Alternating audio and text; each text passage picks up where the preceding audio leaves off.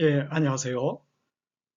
글말특강 마음도 통하고 말도 통하는 말하기 이 내용에 대해서 말씀드리도록 하겠습니다. 음, 그동안 시험 보시느라고 수고가 많으셨을 텐데 이 시간 와주셔서 환영하고 감사드립니다. 저는 오나가나 정이 많은 오정근이라고 합니다. 예, 교양 과목으로 자신 있게 말하기 과목을 맡아서 강의를 하고 있습니다. 제가 제일 좋아하는 과목이고 우리 학생들이 이 수업을 통해서 크게 성장해가는 모습을 늘 보고 있기 때문에 굉장히 고맙게 생각하고 있고 아직 이 수업을 못 들은 분이 계시다면 명품 수업이니까 적극 추천합니다. 이 수업을 들었던 학생들의 반응을 몇 가지만 소개해 보면 마지막 수업 때 학생들이 아쉽다고 울 정도였다. 내 인생을 바꾸었다 해도 과언이 아닐 만큼 최고의 수업이었다. 정말 사지특군 수업이었고, 생각의 관점을 바꿀 수 있었던 수업이었다. 그리고 상당히 힐링이 되었다. 이런 이야기도 해주고 있습니다. 상당히 고마운 이야기라고 생각이 됩니다. 마음도 통하고 말도 통하는 말하기. 여기에 대해서 먼저 몇 가지 생각해 보면 좋겠습니다. 사람들과 대인관계가 좋다면 무엇이 먼저 잘 이루어졌기 때문에 그럴까요? 이런 생각을 해보는데, 뭐 여러 가지가 있겠습니다만은 지금 이제 말하기랑 관련된 내용이니까 소통이 좋아야 되겠죠, 당연히. 그래서 관계가 좋다는 것은 말도 통하는 것이고, 또 말도 통한다는 것은 마음이 통한다는 의미로 볼 수가 있겠습니다. 그런데 먼저 좀 강조하고 싶은 것은 나 자신과도 좀 관계가 좋으면 좋겠다. 나 자신과도 소통이 잘 되면 좋겠다는 것도 좀 말씀드리고 싶습니다. 한자로 관계할 때 그 관자를 말씀드리면 빗장관이라고 이렇게 부릅니다. 뭐 관계할 관이라고도 하지만 그래서 관문, 현관, 세관처럼 관은 허락이 돼야 출입이 가능한 거거든요. 그래서 관계가 좋다는 것은 그런 빗장을 이미 상대방한테 주었다라고도 좀 볼 수가 있겠습니다. 그다음에 소통의 한자의 그 소라는 것은 트일소, 그래서 막히지 않고 잘 흐른다. 그러니까 관계와 소통은 불가분의 관계라고 말씀드릴 수가 있겠습니다. 그래서 다시 강조하지만 나를 먼저 사랑하고 나 자신과 내면 소통을 좀 더 잘하면 좋겠습니다. 그래서 타인에게 적용할 수 있는 방법들을 나에게도 좀 적용해 보면 좋겠다. 그래서 내가 먼저 밝아야 상대에게 좋은 에너지를 전해줄 수 있기 때문입니다. 몇 가지 전제를 또 한번 말씀드려 볼까요? 자연 법칙은 제가 틀리게 전제해도 자연은 원리대로 이루어지죠. 해가 서쪽에 뜬다고 내가 이야기한들 해는 동쪽에서 뜹니다. 하지만 사회 법칙은 이 전제에 영향을 받습니다. 왠지 쟤는 이상한 사람 같아. 그러면 내 표정이나 말투도 약간 부드럽지 않을 가능성이 있죠. 그러다 보면 소통이 거친 만큼 관계도 원활하지 않을 수 있다는 것이죠. 그래서 사회 법칙에 있어서는 우리가 타인을 어떤 시선으로 바라볼 것이냐를 먼저 잘 가질 필요가 있습니다. 내가 좋은 사람인 것처럼 나와 이웃한 동료들 모두 다 좋은 사람이라는 그런 전제를 가질 때 소통은 더 잘 될 수가 있겠습니다. 자, 여쭤보겠습니다. 상대의 마음을 얻기가 쉬울까요? 내 마음을 주는 것이 더 쉬울까요? 그렇죠. 마음을 얻기란 쉽지 않습니다. 그래서 선우가 있습니다. 먼저 내가 마음을 주어야 상대 마음을 얻기가 쉽다. 그러니까 이런 것도 하나의 전제로 볼 수가 있겠죠. 내가 상대방에게 마음을 주고 있다는 것을 상대방이 알아차려야 되죠. 그럼 알아차리게 하려면 어떻게 하는 게 좋을까요? 그런데 나는 진실된 마음으로 상대방에게 애정을 가지고 대하고 있는데 상대방은 가까워지지 않는다면 그것은 아직 확실하게 전달이 덜 될 수 있다. 물론 상대방이 둔감해서 그럴 수도 있지만 그래서 어떤 경우는 조금만 노력해도 쉽게 친해지는 데 비해서 어떤 사람하고는 또 더 많은 노력과 시간이 필요하기도 합니다.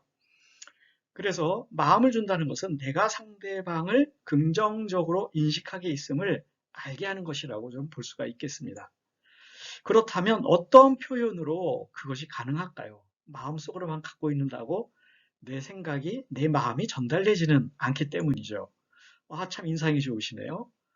신뢰가 가고 왠지 친해지고 싶어요. 라고 표현을 한다면 그만큼 상대방도 호감을 가질 수 있겠습니다. 그 절친, 우정의 대명사인 관포지교 한번 예를 들어 보겠습니다. 포숙과 장사를 할 때 난 늘 많은 몫을 차지했지만 포숙은 나를 욕심쟁이라 하지 않았다. 예, 분명히 관중이 스스로 부족한 점을 이야기하고 있는데 그렇게 생각하지 않았다는 거죠. 왜 그랬을까요? 포숙은 알았다는 거예요. 내가 가난하다는 것을 알았기 때문이다. 자, 나는 3번이나 벼슬길에 나갔다가 쫓겨났는데 포숙을 나는 무능하다 여기지 않았다고 합니다. 그는 내가 아직 때가 안 됐다는 것을 알았기 때문이라는 것이죠. 자, 하나 더 볼까요? 나는 전쟁에 나가 패하고 가장 먼저 도망쳐 왔지만 포숙을 나를 겁장이라 비웃지 않았다. 예, 정말 좋은 친구네요. 왜냐하면 그는 나에게 늙으신 어머니가 있다는 것을 알았기 때문이라는 것이죠. 그래서 우리가 이렇게 현상만 보면 부족해 보일 수 있지만 조금 더 알아보면 알고 나면 다 이해가 되는 것처럼 그래서 관중은 이런 말 합니다. 나를 낳아준 이는 부모님이지만 나를 알아준 이는 포숙이다. 그래서 우리가 관계를 할 때, 소통을 할 때 보이는 게 전부가 아니고 좀 더 우리는 알아볼 필요가 있습니다. 보고 알지 말고 먼저 알아주자. 알아보려니까 이제 질문이 좀 필요하겠죠. 자, 나도 가능합니다. 누군가의 마음을 얻고 싶은가요? 예, 가능합니다. 그런데 그것이 얼마나 절실할까요? 절실하다면 이미 3분의 1은 성공한 겁니다. 예, 마음을 얻기 위해 할 것은 무엇일까요? 먼저 자신의 마음을 상대방이 주는 것이 좋겠습니다. 그 열린 마음이 진실하다면 또 3분의 1 성공한 것입니다. 자, 이제 3분의 2가 성공했네요. 이런 마음으로 자신에게 성실하게 대한다면, 즉 언행일치를 한다면 나머지 3분의 1은 성공이라고 볼 수 있겠습니다.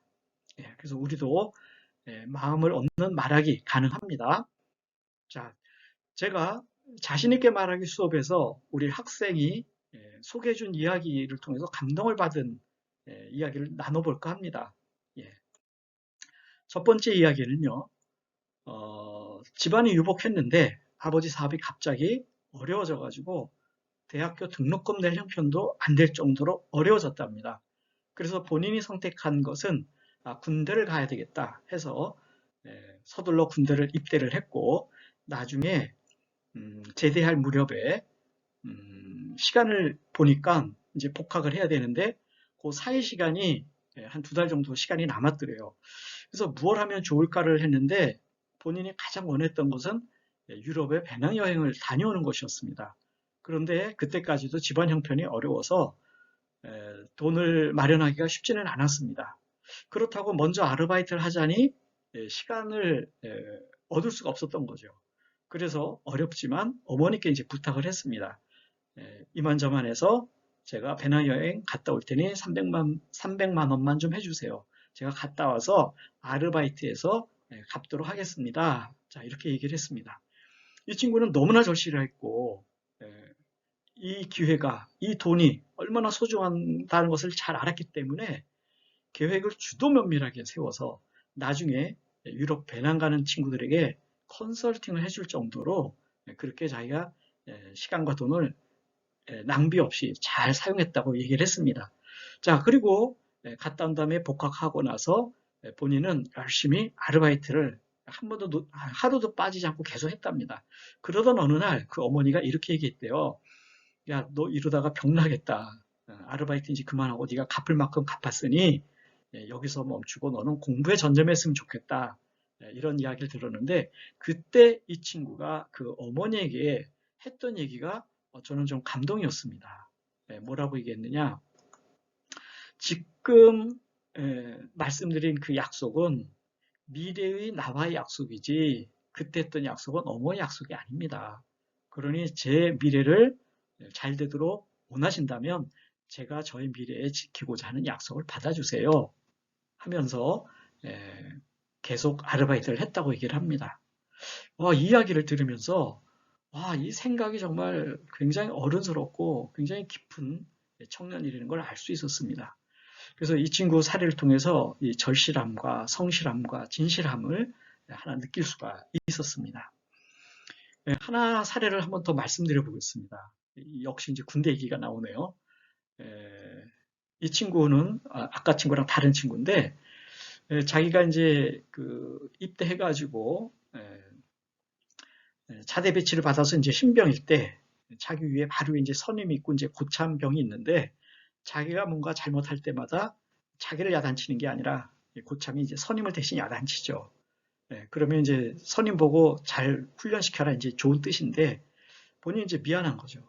그렇게 몇 번 있었는데 또 한 번 되게 자기가 실수를 했답니다. 그래서 자기를 대신해서 선임병이 또 크게 혼났답니다. 너무 미안하고 고맙기도 하고 그래서 그날 조심스럽게 물어봤답니다.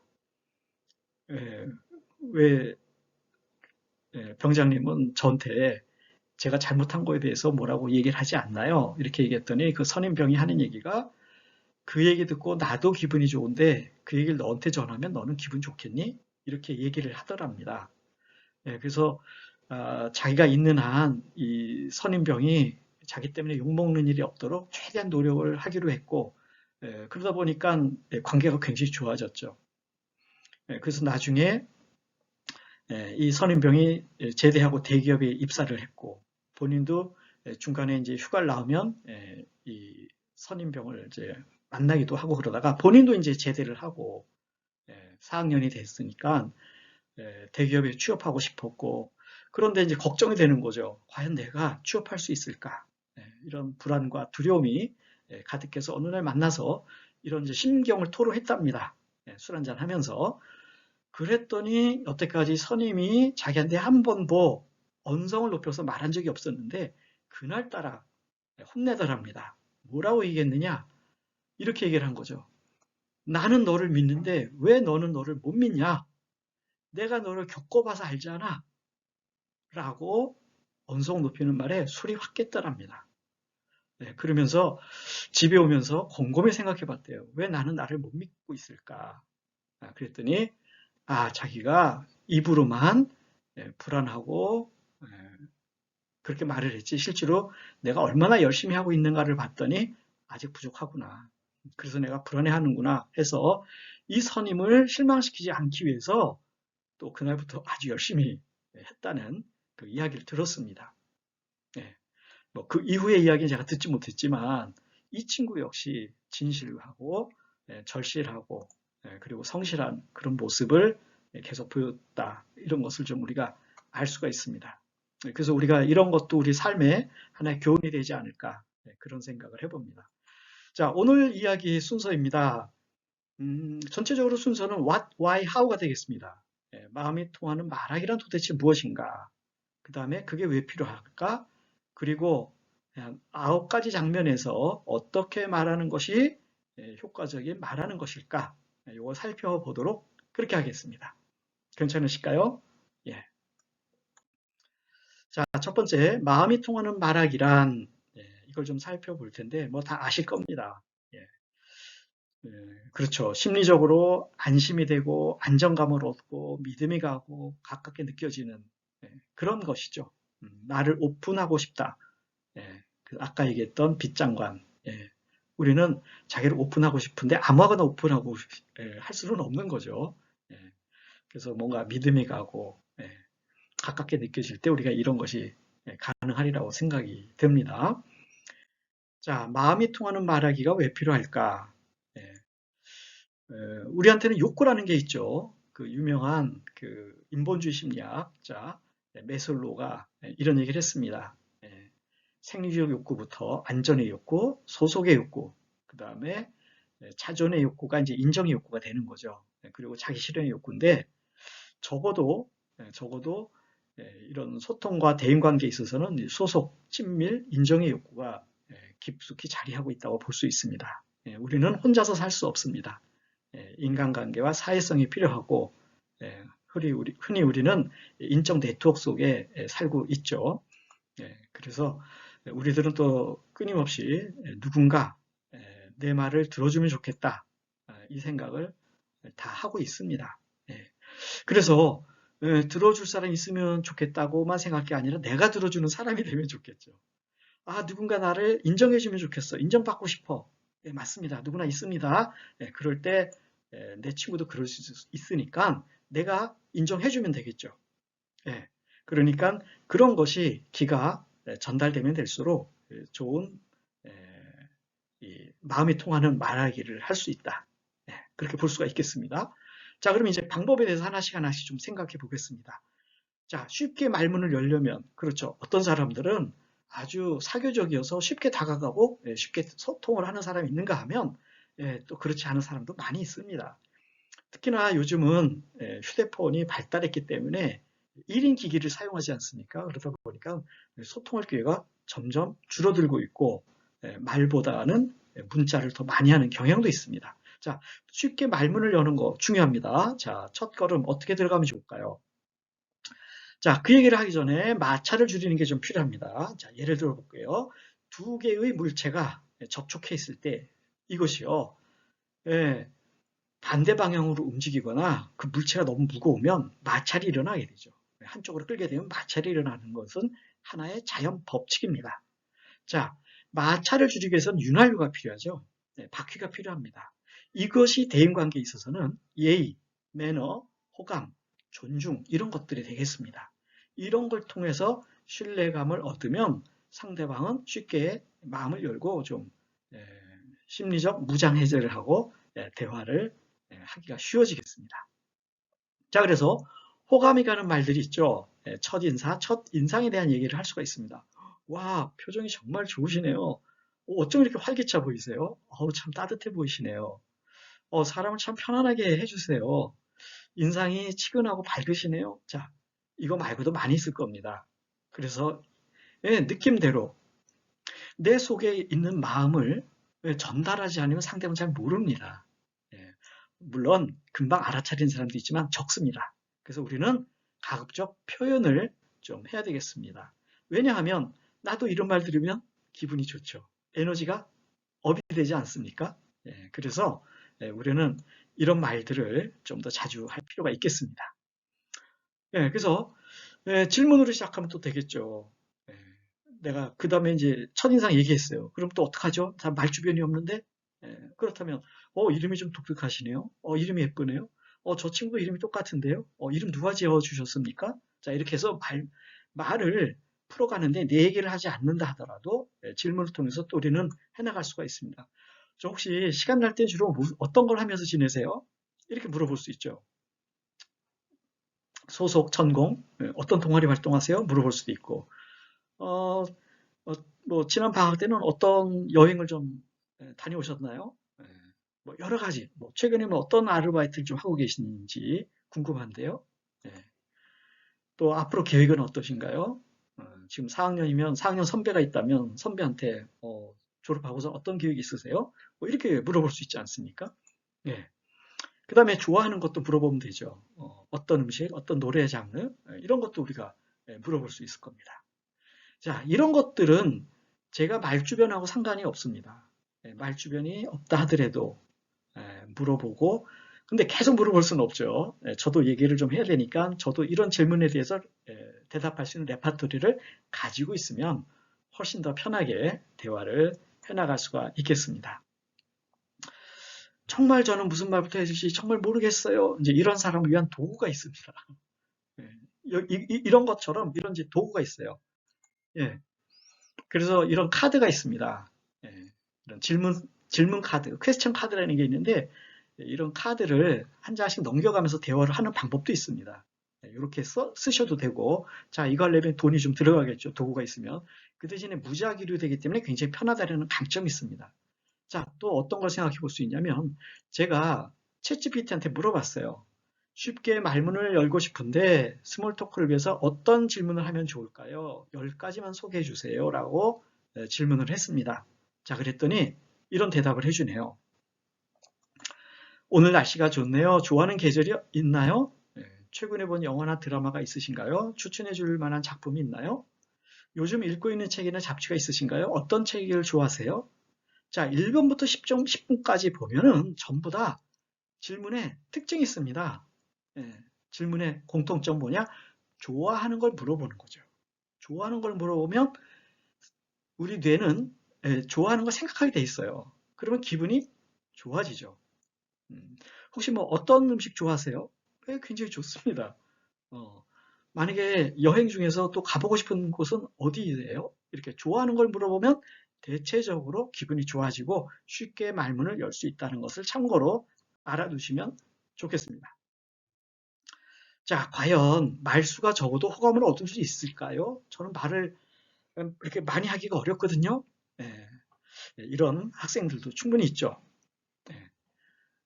모든 장면에 그러지 않을 수도 있지만 어떤 장면에서는 말 잘하는 사람이 말수가 적어질 수도 있고요.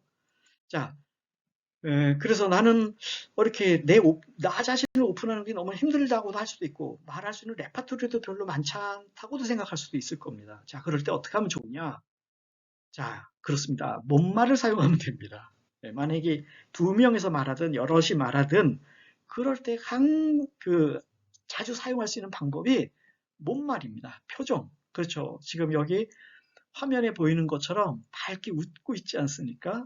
이런 사람하고는 계속 대화를 하고 싶습니다. 눈 맞춤, 아이 컨택 해주고요. 끄덕여주고, 맞장구. 아, 맞아요, 맞아요. 아, 그래요. 아, 저도, 그런 적 있었어요. 이렇게 맞장구 쳐주면 굉장히 호감도가 높아집니다. 그래서 호감도 높이는 방법은 말을 많이 해서 되는 것은 아닙니다. 이처럼 누군가 말을 할 때 긍정적 리액션, 반응해 주는 것이 굉장히 효과가 큽니다. 그래서 굿 리스너, 굿 리스너는 호감도가 높습니다. 리액션 해주고 공감해 주고 와 그러면 굉장히 놀라셨겠네요. 당황하셨겠네요. 이런 공감, 지지, 와 어떻게 이렇게 잘 해내셨어요? 격려, 와 잘 될 것 같은데요. 이런 메시지들을 그 말 사이사이에 넣어주면 말하는 사람은 계속 말하고 싶어지거든요. 그러면 굉장히 에너지가 쏟아지고 엔돌핀이 뿜뿜 뿜어나올 겁니다. 그렇지 않을까요? 누군가 내 얘기를 들어주는 사람이 있다면 정말 기분이 좋거든요. 예. 자, 그러면 이 중에서 공감에 대한 얘기를 좀 더 해보겠습니다. 이 공감은 사람의 마음을 얻는데 가장 좋은 방법이기도 합니다. 공감은 언제 필요하냐? 상대방이 불편할 때 해줄 수 있는 것이 공감이거든요.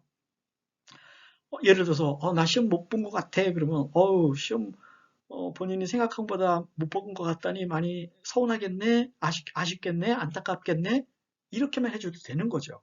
네. 그래서 감정을 같이 한다는 것은 존재를 알아준다는 뜻입니다. 그래서 공감은 기분을 들어주는 겁니다. 네, 감정이 곧 존재입니다. 그래서 기분을 들어주는 것은 마음을 알아주는 것이고 이것이야말로 마음 얻기의 첩경이다. 이렇게 볼 수가 있습니다. 자, 예를 하나 들어보겠습니다. 자, 우리 팀플 많이 하죠. 팀플레이, 팀 과제를 하는데 비협조적인 사람이 있을 수 있습니다. 뭐 그것이 의도이건 아니면 어떤 불가피한 상황이든 어쨌든 이런 것 때문에 그 한 사람 몫을 대신 메우느라 매우 힘들었다라고 누군가 얘기합니다. 친구가. 자, 그럴 때 공감한다면 어떤 감정 단어로 말해줄 수 있을까를 우리가 한번 생각해 보면 좋겠습니다. 물론 내가 표현하기 어려우면 물어보면 되죠. 그래서 기분이 어땠어? 어떤 기분이었어? 이렇게 물어보면 본인이 말할 수도 있고요. 아니면 내가 그 공감에 해당되는 단어들을 말해줄 수가 있습니다. 예컨대 이런 거죠. 속상하다고 생각해 볼 수 있지 않을까요? 아, 그런 상황을 겪으니 많이 속상했겠네. 또 화라는 감정도 생길 수 있겠죠. 예, 그 친구 태도 생각하면 화도 나고 실망스럽겠는데 후회. 아, 그걸 예상하고 미리 좀 챙겼더라면 좋았을 텐데 미리 챙기지 못한 일이 후회스럽기도 했겠다. 답답. 시간이 촉박해서 얼마나 답답하고 난감했겠어. 불안. 아, 그걸 또 발표할 거 생각하면 굉장히 불안했기도 했겠는데, 자, 여러 가지 형태로는 감정을 알아줄 수가 있습니다. 이것만이 아니라 여러 가지 형태로 다 또 표현해 줄 수가 있겠죠. 이 중에 하나만 해줘도 굉장히 마음을 얻을 수 있는 대화법이다. 이렇게 말씀을 드릴 수 있겠습니다. 자, 감정 표현을 잘하면 어떤 유익함이 있을까요? 예, 그렇습니다.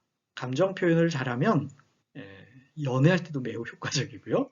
대인관계, 소통, 설득, 아주 생생한 전달, 스토리를 전달하기도 좋습니다. 내가 겪었던 어려움이 있을 때 그 이야기를 전달할 때 감정 단어를 넣어서 얘기하면 아주 전달력이 좋습니다. 그리고 감정 표현이 어렵다면 아까 말씀드린 것처럼 기분을 물어봐 주면 됩니다. 그러면 듣는 방식이기 때문에 더 얘기할 수 있거든요. 그렇습니다. 그랬구나. 힘들었겠네. 그래, 네 맘 알 것 같다. 이거는 공통적으로 할 수 있는 말들이죠. 상대방이 어렵다고 말할 때 어떤 기분 단어를 꼭 표현하지 못한다 하더라도 그 마음을 같이 해줄 수 있는 그런 상대방의 어조나 억양의 톤에 맞는 형태로 해주게 되면 효과적인 대화법이 되겠습니다. 또는 이렇게 말할 수도 있겠네요. 와, 정말 내가 무슨 말로 위로해 줄지 모르겠네. 와, 정말 힘들었겠다. 이렇게 표현하는 것도 하나의 방법이 되겠습니다. 그래서 좀 전에 우리가 살펴봤던 감정 단어를 나열하는 것이 물론 어려울 수 있습니다. 그럴 때는 지금 여기서 말씀드리는 것처럼 그래서 어떤 기분이었어? 그랬구나. 정말 힘들었겠다. 야, 네 말 알 것 같다. 어, 내가 무슨 말로 위로해 줄지 모르겠네.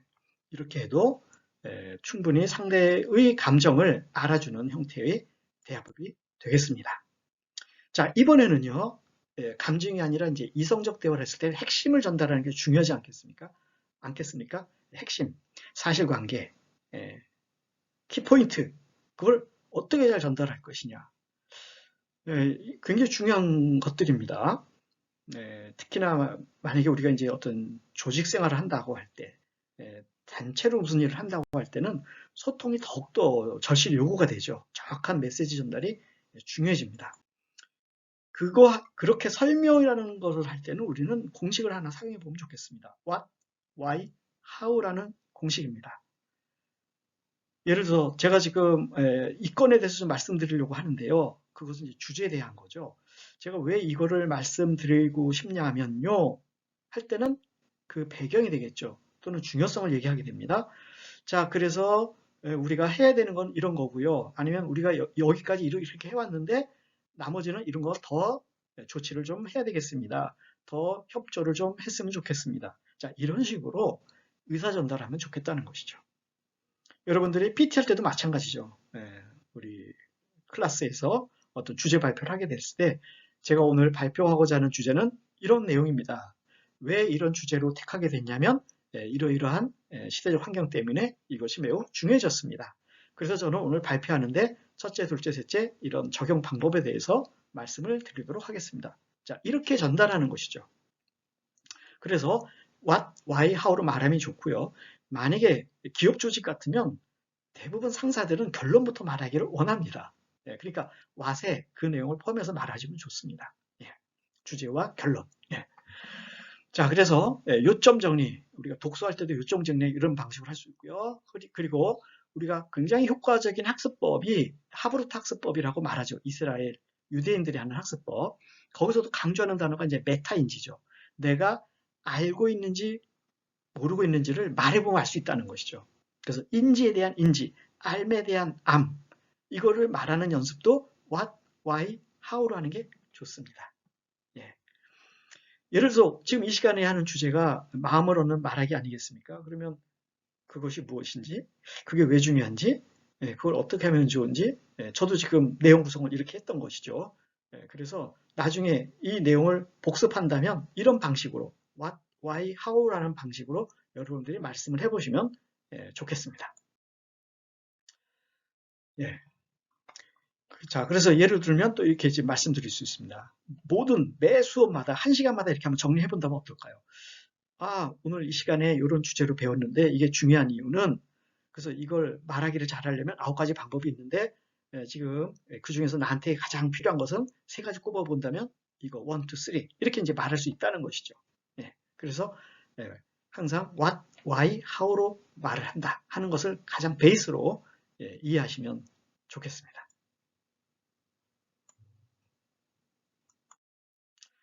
자, 우리는 또 많은 경우에 소감을 말하게 됩니다. 소감. 좀 전에는 핵심 내용을 잘 전달하려면 이라고 한다면 이번에는 어떤 액티비티 이후에 어떤 이벤트 이후에 소감을 말하는 경우가 많이 생기죠. 예컨대 책을 읽거나 영화를 보거나 뭐 무대를 감상하거나 아니면 어떤 음식을 먹거나 그죠. 여러 가지 액티비티마다 우리는 늘 소감이 궁금하기도 합니다. 주최자라면 더더욱 궁금하겠죠. 내가 이렇게 준비했는데 어땠어? 이렇게 물어보지 않습니까? 뭐 생일 파티도 그렇게 될 수 있군요. 어떤 모임이든지 끝나고 나면 소감이 궁금하게 됩니다. 야, 그럴 때 어떻게 말하면 좋을까? 우리 중에는 어떤 사람은요, 소감 말해줄 사람 하면은 서슴없이 말하는 사람이 있는가 하면 또 어떤 사람들은 제발 나한테 먼저 묻지 마. 이런 사람도 있지 않을까요? 부담스럽거든요. 다른 사람은 어떻게 생각하고 있지? 나는 말을 하려면 생각 정리가 필요한 사람이야. 꽤 많은 사람이 여기에 해당됩니다. 자, 그럴 때 당황하지 않고 불가피하게 그럴 때 경우가 생기지 않겠습니까? 그럴 때 당황하지 않고 어떤 공식을 사용하면 좋을까? 그걸 좀 말씀을 드리겠습니다. 자, 첫 번째 공식은 조금 전에 말씀드렸던 것처럼 what, why, how로 말씀드릴 수가 있겠습니다. 자, 그 대신에 이번에는 what을 좋은 점으로 대체해서 말하면 좋겠죠.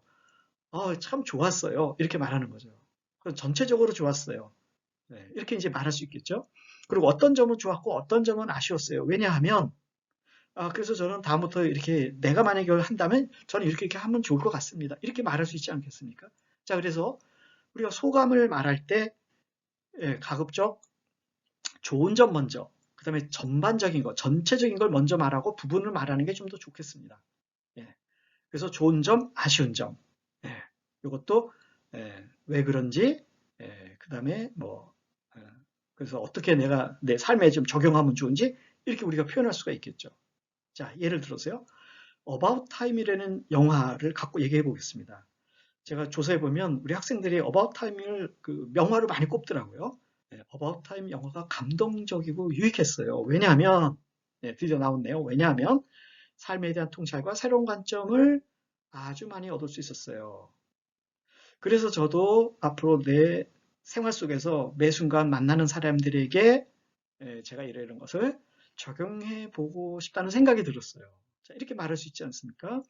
자, 그래서 여기서 지금 what, why, how라는 걸 머릿속에 갖고 있다는 것은 말을 할 때 일단 우리가 그 머릿말처럼 키워드를 먼저 붙잡고 말할 수가 있다는 거죠. 그럼 제가 좋은 점부터 말씀드리겠습니다. 그죠? 왜 그렇게 생각하냐면요 하고 이제 말을 시작한다는 거죠. 그래서 저는 제 삶에 어떻게 적용할까 생각해 봤는데요. 이렇게 하게 되면 말에 머리를 잡고 나머지를 풀어서 말할 수 있기 때문에 굉장히 안정적으로 말할 수가 있다는 것이죠. 참고로 횡설수설이라는 말이 있지 않습니까? 그러니까 횡을 먼저 말하는 게 아니라 수를 먼저 말하는 게 좋다는 거죠. 수직. 그래서 좋은 점, 왜냐하면 what, why, how를 먼저 이런 순서로 말씀드리겠습니다. 해놓고 출발하면 이게 수가 먼저 잡힌 거고요. what에 대해서는 이제 옆으로 나가는 거죠. why에 대해서 옆으로 뭐 세 가지 말할 수도 있고, 그렇죠? how에 대해서도 두 가지 말할 수도 있고, 세 가지 말할 수도 있고, 그래서 횡을 먼저 말하는 게 아니라 항상 수를 먼저 말하는 게 중요하다. 이렇게 말씀드릴 수가 있겠습니다. 자, 소감을 말하는 두 번째 공식을 말씀드리겠습니다. 그것은 feel, learn, do입니다. feel은 느낀 점이죠. 그 다음에 learn은 배운 점, do는 적용할 점. 자, 이렇게 우리가 볼 수 있습니다. 발음을 좀 빨리 하면 핀란드처럼 들리기도 하겠네요. 핀란드, feel, learn, do입니다. 자, 이것은 아까 what, why, how에서 what의 좋은 점 했던 거랑 똑같은 거죠. 느낀 점 중에 제가 좋았던 것은요 하고 먼저 얘기하는 게 좋겠죠. 그리고 두 번째로다가 뭐 아쉬운 점 이런 것도 우리가 얘기할 수가 있겠습니다. 그리고 이걸 통해 내가 배운 점 그리고 내 생활에 적용할 점 이런 식으로 이제 이야기하면 좋겠는데 마찬가지로 About Time 영화를 보니까 감동적이고 유익했어요. 왜냐하면 굉장히 아주 우리가 실감이 나고 나를 보게 되면서 그렇게 얘기하는 거죠. 그리고 새롭게 배운 것은 자, 런에 대한 얘기를 하는 거죠. 제가 미처 몰랐던 건데 새롭게 깨달은 거는요. 제가 이런 걸 알아차리게 됐어요. 이런 식의 배운 것에 관련된 서술어를 사용해서 이제 우리가 표현해낼 수가 있을 겁니다. 그래서 이제 적용할 점. 앞으로 제가 적용할 것을 생각해 봤거든요. 그래서 한 두 가지 정도 말씀드리겠습니다. 이렇게 하면서 하나, 둘 말하게 되면 굉장히 말하는 게 조리 있고 안정감 있게 전달되니까 듣는 사람도 이렇게 머릿말이 이렇게 앞에 잡히니까 알아듣기가 쉽습니다. 자, 이번에는 이제 7번째, 오해 없이 소통을 하려면입니다. 자, 우리는 낯선 사람하고는 오해가 좀 적습니다. 그런데 오히려 가까운 사람하고 오해가 생기는 경우가 많이 생깁니다. 왜냐하면 내가 상대방을 잘한다고 생각하거든요. 그러다 보니까 좀 이렇게 넘겨짚는 게 없지 않아 있습니다. 그래서 우리가 많은 경우에 뭐 친구랑 싸우죠, 그죠? 모르는 사람하고 잘 안 싸웁니다. 가족하고 다투기도 하고요. 자, 그게 왜 그럴까? 그 순서를, 말하는 순서를 한번 우리가 생각해 보면 좋겠습니다. 자, 이렇게 한번 생각해 볼게요. 우리가 말을 할 때, 들을 때 두 가지를 나눠서 보겠습니다. 말할 때와 들을 때. 자, 말할 때는 나는 나의 의도를 생각하면서 말하나요? 내가 어떻게 표현하고 있는가를 생각하면서 말하나요? 그렇죠. 이 부분이죠. 내가 의도를 염두에 두고 말을 합니다. 그런데요, 들을 때는 어떻습니까? 내가 상대방이 표현하지 않은 의도를 들으려고 애를 쓰나요? 아니면 상대방이 하는 말을 듣나요? 단어를 듣죠. 그러다 보니까 여기에 갭이 있는 겁니다. 나는 말할 때 의도를 염두에 두고 말하다 보니까 전달이 안 된 것은 의도가 전달이 안 된 거죠. 근데 표현 중에 단어 하나가 상대방을 기분 나쁘게 할 수도 있다는 거예요. 자, 그러니까 나한테도 선한 의도가 있거든요, 늘. 마찬가지로 상대방에게도 늘 선한 의도가 있다고 보시면 되겠습니다. 물론 예외가 있다면 스트레스 상황이겠죠. 그거는 뭐 본성이 아니죠. 스트레스 상황이라는 건 뒤틀렸다는 거니까. 그래서 우리가 일반적인 소통에서 고려해야 될 부분은 이런 겁니다. 나는 말할 때 내가 어떻게 표현하고 있나 이걸 좀 더 염두에 둬야 된다는 것이죠. 의도는 순수해요. 의도는 선합니다. 그런데 표현이 그 의도랑 일치하는가를 보자는 말입니다. 내가 표현이 부족한 것처럼 상대방도 말할 때는 부족할 수 있습니다. 그러면 말을 들을 게 아니라 뭐를 들어야 된다?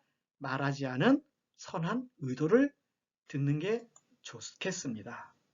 그래서 밑에 정리했습니다. 말할 때는 나의 표현을 보고 들을 때는 상대의 선한 의도를 듣자는 것입니다. 자, 이렇게 하면 구체적으로 예를 들어서 한번 우리가 생각해 보면 좋겠습니다. 예를 들어서 한번 알아보겠습니다. 자, 이런 경험 있을 것 같긴 한데요. 엄마한테 이렇게 얘기하는 경우 있지 않았나요? 깨워달라고 했는데 왜 안 깨워줬어요? 아니면 뭐 형제한테 이렇게 말한 적이 있었겠죠. 그래서 화가 난 수도 있겠고, 시간이 촉박해가지고 매우 불안하고 화도 나고 실망도 되고 답답하고 뭐 있을 수 있습니다. 그런데 알아봤더니 뭐라고 얘기해요? 야, 너 자는 거 보니까 너무 피곤해서 도무지 깨울 수가 없더라. 그래서 좀 더 자라고 일부러 안 깨웠어. 이렇게 말할 수도 있지 않을까요? 그러면 물론 물어보고 확인해도 되지만 내가 먼저 내가 너무 피곤할까 봐 좀 더 자라고 일부러 안 깨웠겠지. 일부러 안 깨웠겠어? 일부러 나 골탕 먹이려고 안 깨웠어? 안 깨웠겠어? 이렇게 생각하는 것보다는 선한 의도를 내가 좀 더 읽어주는 게 좋겠죠. 그러면 화부터 낼 게 아니라 왜 안 깨워줬어요? 이렇게 차분하게 물어보면 되죠. 엄마가 보니까 네가 너무 요새 힘들고 피곤해서 야, 조금이라도 더 자라고 내가 좀 이따 깨우려고 그랬어. 이렇게 이제 얘기할 수도 있지 않겠습니까? 아니, 내가 알아서 책상 정리한다고 그랬는데 왜 손댔어요? 이런 경우 저도 예전에 했었고요. 어떤 의도가 있었을까요? 그렇죠. 책상 정리하는 거에 시간 뺏기지 말라고 정리를 잘해주면 그만큼 찾기도 쉬울 거라고 생각을 한 거죠. 상대방 의도는 그렇다는 거죠. 왜 팀플레이 하는데 왜 쟤는 일을 자꾸 미루고 빨리빨리 하지 않지? 예, 사람마다요. 활동이라는 카테고리에 속도가 좀 다릅니다. 어떤 친구들은 임박작수 하는 사람이 있고 어떤 친구들은 계획적으로 하는 친구들이 있거든요. 예, 닥쳐야 하는 친구도 있고요. 그렇다는 거죠. 그게 임박작수예요. 예, 그러다 보면 서로 이제 다른 거죠. 그래서 빨리빨리 하지 않는 이유가 느려서, 게을러서, 성실하지 않아서가 아니라 아, 지금 데이터를 모으려고 아이디어를 좀 구하는구나. 그걸 충분히 계획을 세워놓고 출발하려고 하는구나. 그러다 보니까 행동으로는 금방 안 하는 것처럼 보이겠네라고도 우리는 생각해 볼 수도 있겠습니다. 어떤 친구는 의견을 물어봐도 바로 대답을 하질 않아요. 글쎄, 좀 생각해 봐야 되겠는데? 그러면 우리는 흔히, 야, 너는 왜 생각이 없냐? 이렇게 말하는데 사실은 생각이 깊은 친구입니다. 생각이 없는 게 아니라 생각이 많은 친구죠.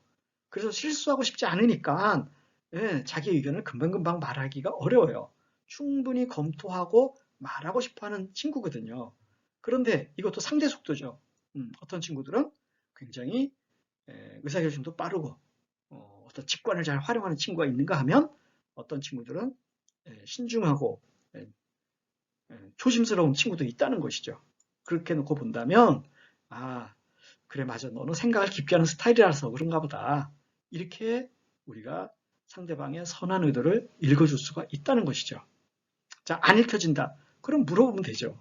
어, 내가 여태까지 한 서너 번 물어봤는데 너는 의견을 내가 물어볼 때마다 이렇게 대답을 좀 유보하는 경향이 있는 것 같더라.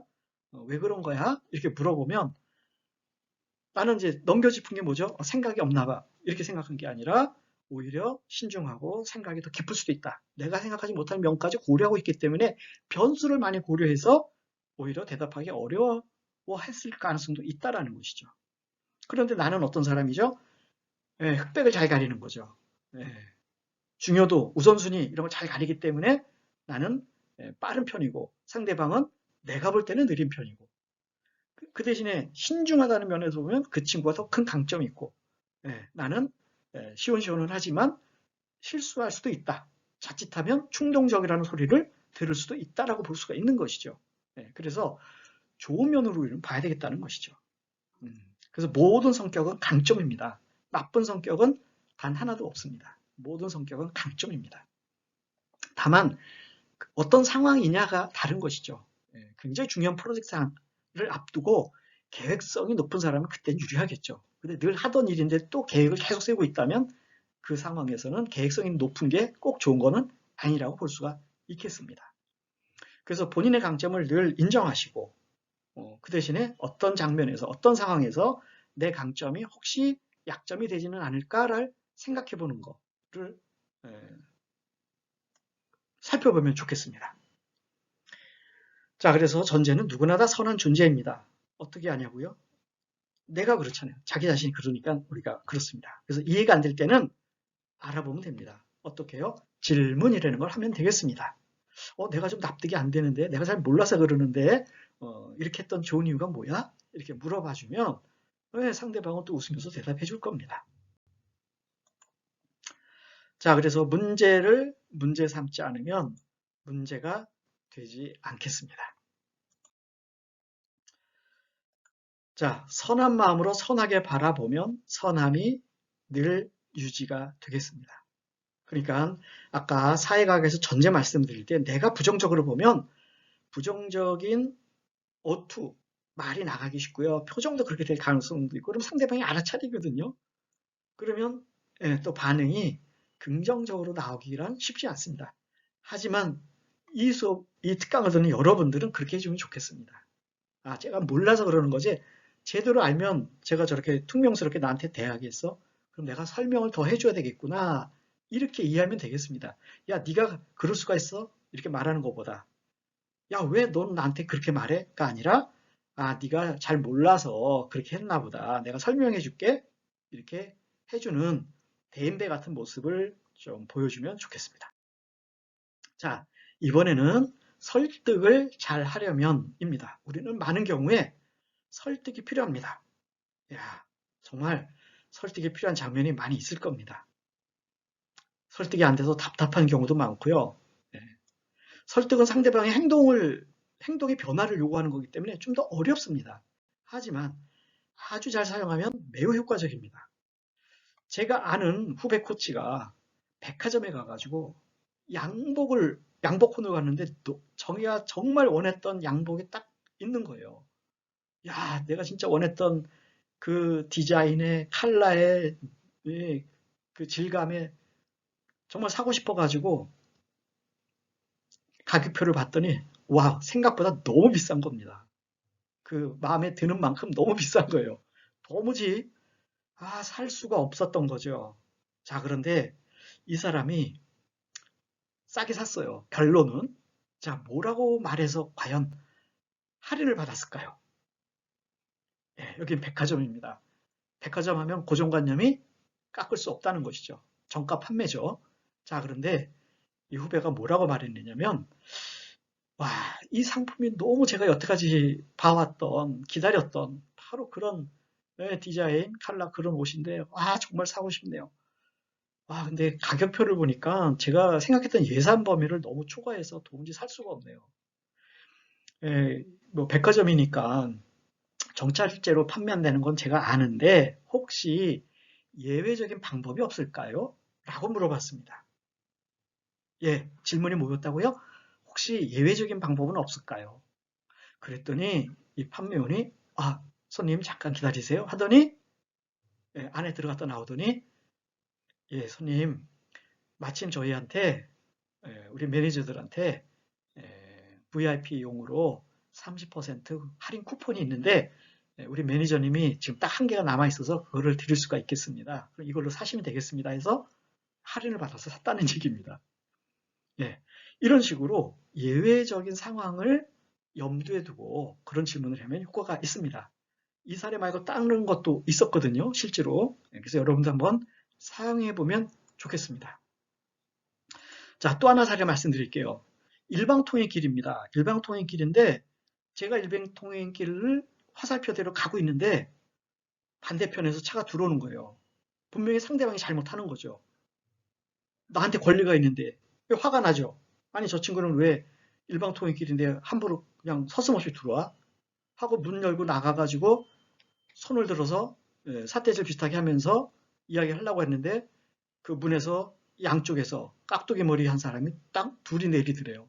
그래서 다가오는 거예요. 순간 움찔했던 거죠. 잘못 걸렸구나. 이 사람하고 힘으로 겨서 될 문제가 아니라 어떻게 이 상황을 모면하지? 고민이 됐던 겁니다. 예, 그 순간, 짧은 순간에 고민을 하다가 다가가가지고 한마디 했더니 이 두 사람이 자기 차를 타더니 차를 뒤로 쫙 빼더라는 거예요. 과연 무엇을 말했길래 이 사람들이 차를 뺐을까요? 여기 일방통행이고 내 권리가 있으니까 빼야 됩니다라고 말했을까요? 네, 아마 그렇게 되면 성공하지 못했을 가능성이 더 높아 보입니다. 왜냐하면 상식적인 사람이라면 안 들어왔겠죠, 처음부터. 그런데 뭐라고 말했느냐? 제가 운전이 서툴러서 백을 잘 못하는데 보시니까 운전 잘하실 것 같은데 좀 빼주시겠습니까? 했더니 바로 차를 타더니 뒤로 빼더래요. 자, 여기는 아주 좋은 공식이 들어있죠. 상대방을 기분 좋게 해주는 거죠. 왜 들어왔어요? 당신은 뭐 규칙들을 모릅니까? 가 아니라 상대방 보고 운전을 잘하실 것 같은데 이렇게 긍정 표현을 해주니까 뭐 화를 안 내더라는 것이죠. 그래서 우리가 설득을 할 때는 항상 우리가 염두에 둘 부분이 뭐냐면 감정입니다. 감정. 감정을 거스리면 설득은 굉장히 어려워집니다. 자, 그래서 설득은 논리보다 감정이 우선하는 게 훨씬 효과적입니다. 그러니까 득이 플러스 감정이죠.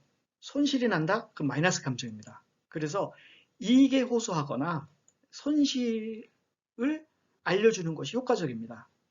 이렇게 하면 득이 되고요. 이렇게 하면 손실이 될 것 같은데요. 라고 말을 한다는 것이죠. 그래서 득실을 말해주는 게 효과적이다. 이것도 하나의 공식이 되겠습니다. 이안과 이안 또는 할 때와 하지 않을 때의 득실을 이야기해 준다. 그래서 본인에게 어떤 득실이 생기는 것을 알게 해주면 설득하기가 조금 더 쉽다라는 것이죠. 자, 예를 들어서 동아리 가입을 설득하는 걸 예를 들어 보겠습니다. 요즘 캠퍼스에서 동아리 가입 많이 권하고 있던데요. 자, 1안. 자, 우리 동아리에 가입하는 것이 왜 좋으냐면요. 세 가지 면에서 본인에게 도움이 됩니다. 자, 이렇잖아요. 그래서 세 가지 얘기해 줄 수 있겠죠. 자, 또 하나는 실이에요, 실. 우리 동아리에 가입하지 아니면 여기 아니면 본인 진로와 관련한 경험 쌓을 수도 없고 취업할 때 후회할지 모를 건데요. 후회가 뭐죠? 손실이죠. 손실. 예, 그래서 그 사람이 전공이 뭔지 알아보고 이 동아리가 그 전공하고 어떤 연결고리가 있는지 그걸 충분히 만약에 말해준다면 그만큼 상대방의 마음을 움직일 가능성이 많겠습니다. 자, 그래서 논리로 설득하는 것이 아니라 뭐로 한다고요? 그렇습니다. 감정에 호소해라. 득실에 호소해라 하는 것이 방법이 되겠습니다. 자, 마지막 9번째입니다. 내가 과연 말을 잘하고 있는지 아닌지 어떻게 알 수 있을까요? 예, 그렇죠. 우리가 생각해보면 알 수 있습니다. 예, 상대방 표정을 보면 내가 표현을 잘하고 있는지 알 수가 있습니다. 예. 자, 우리는 내가 말을 잘한다는 것은 상대방의 에너지를 높여줘야 돼요. 기운을 돋궈줘야 됩니다. 기가 살아나게 해주는 게 좋다고 그랬죠. 아까 설득할 때도 그랬지만. 그래서 호감을 얻는 것이 중요하고요. 그럼 내가 호감을 줘야 되겠죠. 호감을 주려면 내가 호감을 얻는 말을 해야 된다. 그것이 인정, 지지, 격려, 칭찬, 축하, 응원 이런 것들입니다. 자, 예를 들어 볼게요. 와, 인상이 좋은 걸 보니까 마음도 비상들 같겠어요. 나의 존재를 인정해 주는 거죠. 지지는 뭐죠? 야, 그동안 이렇게 노력한 거 보니까 이번 일도 분명히 잘 될 것 같은데요. 저는 믿습니다. 자, 뭔가 힘이 되어주고 있는 느낌이 들죠. 자, 이번에는 격려. 아, 당장 어려움은 있겠지만 그래도 끈기가 있으시니까 잘해낼 거라고 생각이 듭니다. 그래서 격려는 주로 마이너스 상태에서 좀 플러스 상태로 올라가도록 할 때 많이 쓰는 게 좀 격려죠. 예. 칭찬. 와, 어떻게 일을 이렇게 빨리 처리했어요? 와, 숫자에 정말 밝으시네요. 구체적인 행동에 대해서 얘기해 주는 거. 인정은 존재에 대해서 해주는 거. 그래서 인정은 주로 형용사고 칭찬은 주로 동사라고 좀 볼 수가 있겠습니다. 그 다음에 호감이 가는 말 중에 응원. 와, 진짜 중요한 일을 앞두고 계시네요. 제가 뭐라고 응원해드리면 힘이 날까요? 예, 이 말 굉장히 힘이 되는 말입니다. 그 다음에 축하. 이번 공모전에 상 받으셨다고 얘기 들었는데, 와, 축하드립니다. 와, 정말 잘 해내셨네요. 비결이 뭔가요? 궁금하네요. 인정도 하고, 칭찬도 하고, 그렇죠? 예, 그래서 이거 말고 더 있겠지만, 이런 6가지 말들을 수시로, 그때그때 많이 한다면, 내가 말을 많이 하지 않는다 하더라도, 좋은 관계, 마음으로는 말하기를 잘하는 사람이란 인상을 받기에 충분할 겁니다. 자, 마무리. 여태까지 한 내용을 다시 한번 정리해 보겠습니다. 자, what, why, how로 다시 말씀드리면 우리는 마음을 통하는 말하기가 이제 중요하다고 생각 들어서 이 특강을 지금 듣고 계실 거고요. 그래서 이것은 친밀감, 믿음, 관계, 교류 이런 걸 만드는 것이고 왜 이게 필요하다고요? 우리는 어딘가 소속되고 싶고 그 다음에 관계하고 싶고 인정받고 싶고 또 자기 실현하고 싶지 않겠습니까? 그럼 주변 사람의 협력도 얻어야 되겠죠. 그런 의미에서 마음으로는 말하기는 굉장히 중요하다. 이렇게 말씀드릴 수 있겠습니다. 그리고 방법에 대해서는 9가지를 우리가 생각해 봤습니다. 쉽게 말문을 열려면 그리고 나는 말수가 적은데 무슨 말을 어떻게 시작해야 되지? 그럴 때 할 수 있는 질문 카드 이런 거 그리고 말수가 적어도 호감을 얻을 수 있는 방법은 리액션 그렇죠? 그런 거 하면 된다고 그랬고 공감을 잘하려면 감정에 관련된 단어들 그렇게 해주거나 물어봐주거나 기분이 어떠세요? 또 핵심 전달을 잘하려면 사용할 수 있는 공식은 what, why, how 형태로 해주면 되겠고 그 다음에 소감에 대해서 말할 때는 what, why, how도 있고 feel, learn, do라는 것도 활용하면 좋겠다. 그리고 오해 없이 소통을 잘하고 싶다. 그럴 때는 중요한 것이 나는 말할 때 표현을 어떻게 하고 있는가, 어떤 단어를 쓰고 있는가를 좀 더 보면 좋겠고 나는 들을 때 상대방이 표현하지 않은 그 선한 의도를 좀 더 들어주면 좋겠다 말씀드릴 수 있겠습니다. 그리고 설득이라는 게 또 중요하지 않습니까? 설득을 잘하려면 감정에 호소하는 게 좋다. 그래서 사람들은 이익을 추구하고요. 손실을 피하려고 한다는 것이죠. 그래서 득실로 설명해주면 굉장히 효과적이다. 이렇게 하면 이런 아마 이득이 있을 거고요. 이렇게 안 하면 손실이 날 겁니다.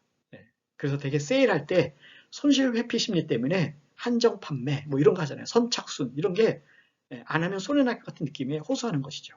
자, 그다음에 9번째, 내가 지금 말을 잘하고 있나를 본다면 상대방이 기분이 좋아지는가, 표정이 좋아지는가를 보면 알 수 있다. 그렇다면 뭐 하다가 다운됐다면 내가 수습해서 그런 호감이 가는 말들을 좀 더 계속 넣어서 대화를 한다면 충분히 우리는 마음을 얻는 말하기를 잘할 수 있으리라 생각이 듭니다. 그래서 이런 내용들을 다시 한번 우리가 음미하면서 항상 멋진 대학생을 하시고 앞으로 사회 진출하실 때 우리 국민대학교 하면은 정말 멋진 성품도 좋고 능력도 있는 그런 존재로서 인정받는 멋진 인재가 되어 주시기를 당부드립니다. 오늘 열심히 경청해 주셔서 대단히 감사합니다. 항상 자기답게 자신을 사랑하고 자신의 마음을 먼저 얻는 그런 사람이 되기를 기원합니다. 감사합니다.